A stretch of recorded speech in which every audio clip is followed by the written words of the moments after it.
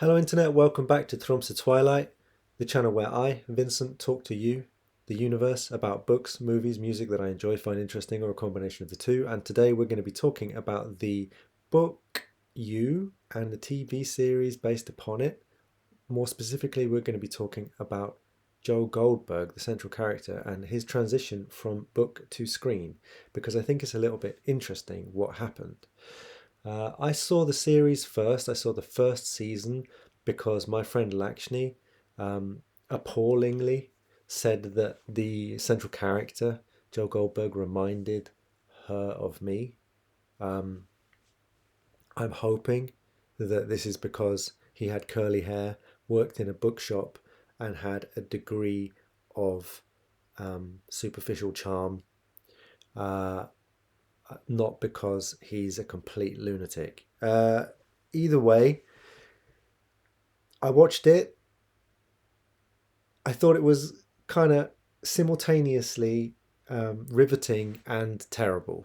Uh, but it was interesting enough that I um, wanted to read the novel.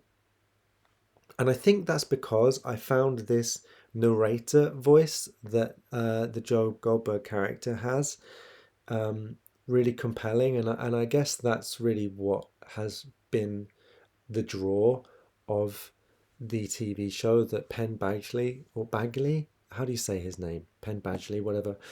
His he's just able to sell this character through these kind of internal monologues and in a way that even though he does appalling things, he keeps kind of convincing you that he's not that bad, and then you keep being reminded again that he is. So I was like, that's interesting. I wanted to read the novel because I'm interested in unreliable narrators and in those types of first person characters. So I read the novel, and I read the first two novels, in fact. And the first novel is narratively quite close to the first season of the TV series. The second novel only has in common with the second season that Joe goes to LA and meets somebody called Love Quinn. Otherwise, it's really different. But if we just take the first novel, what's fascinating to me is that the general arc of the story is the same. Now, I don't think it's a spoiler when the season 5 is just finished to say what happens in the first season. Joe Goldberg works in a bookshop. He meets a young woman who studies creative writing called Beck. He becomes obsessed with her and ultimately kidnaps and murders her. And then he blames it on her therapist, Dr. Nikki. Now, while watching the TV series, I was thinking a lot of the time, and it worked quite well in the series because I think it makes you think, why is he being such a psycho? They have such great chemistry. She's charming. He really seems to like her. Why is he breaking into her house and stealing her phone and, stalking her? Why doesn't he just trust the relationship? It could be a rom-com, and it's like they kind of made this rom-com that was about a murderer. So it's interesting when you read the novel to realize that in the novel, Joe Goldberg hardly knows Beck. He meets her briefly and occasionally, and she basically doesn't seem very interested in him.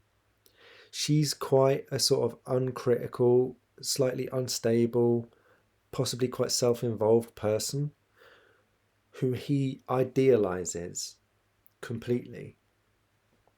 So the Beck you see in the series is much closer to Joe Goldberg's fantasy of Beck in the novel, and you get little glimpses in the novel of who she really is.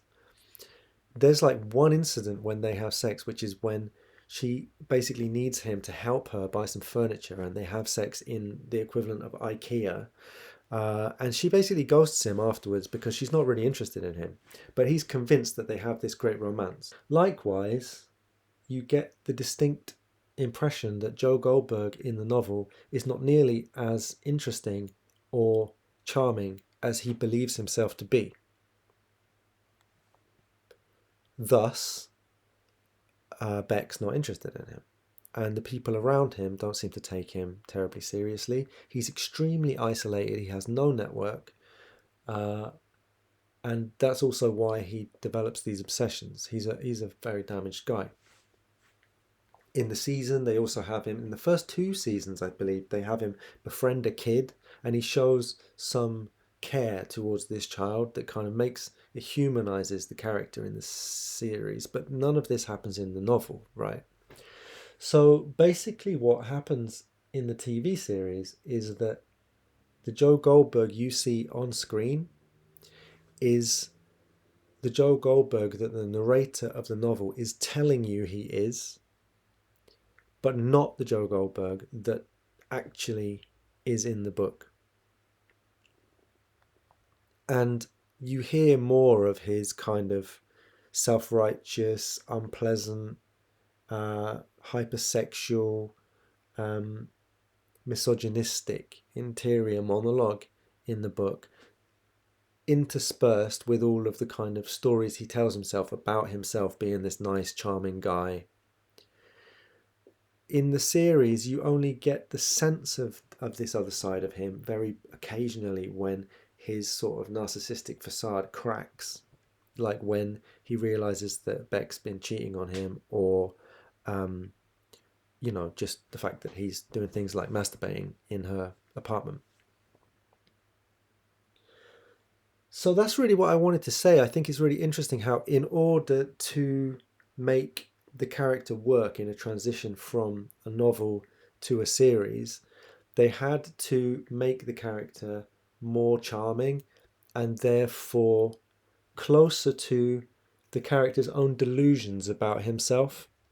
In doing this, they did what the producers in the movie Barton Fink want Barton to do with the character in his movie, which is, introduce a real love interest or a child he can take care of. And Barton says, well, how about both? That's what they do in You. They give him like an actual relationship to Beck, and they give him a child to care about, and thus make him a more likable character, a touch less unreliable, in as much as a lot of what he believes is happening between him and this woman actually are happening. So that's my little analysis of the transition of Caroline Kepnes's character Joe Goldberg from the novel to the screen. If you've read the books or seen the series and you want to discuss anything about that analysis, or you have another perspective, hop in the comments and let me know. I hope you found this interesting. I'm going to be back soon with a little discussion of the book The Door into Summer by Robert A. Heinlein. If that's of interest to you, come back soon or subscribe. Thanks very much. Take care.